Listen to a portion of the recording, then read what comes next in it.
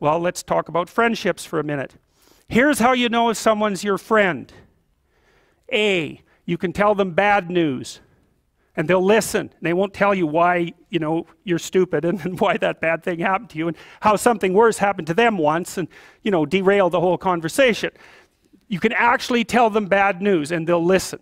So that's a good thing. And then, this is a weirder thing, you can tell them good news and they'll help you celebrate.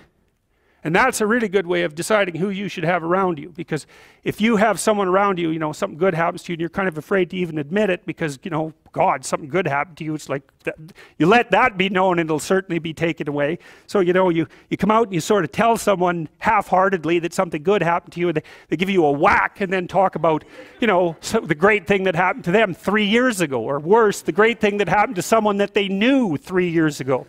You know, it's like, go away from that person. They're not helpful to you, and they're not helpful to themselves either. And so you want to surround yourself, you got to think about this.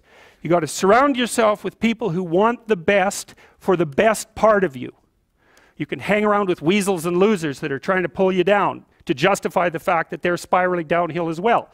And you know, the upside of that is you don't have to have any responsibility, and you can all whine about how wretched life is, you know, so that's pretty attractive. But I would say it's also a bad medium to long-term plan.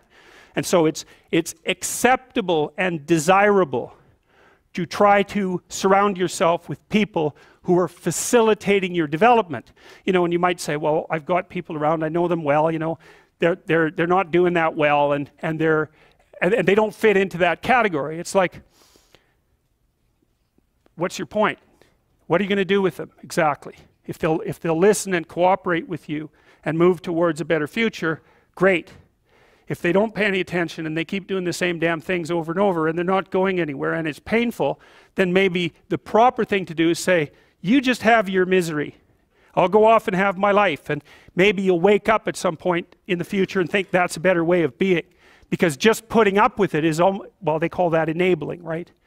You put up with that sort of behavior, you're providing tacit consent for it, and even tacit approval. It's like, it's a bad idea. You have, I would say, both the right and the responsibility to surround yourself with people who are good for the best part of you.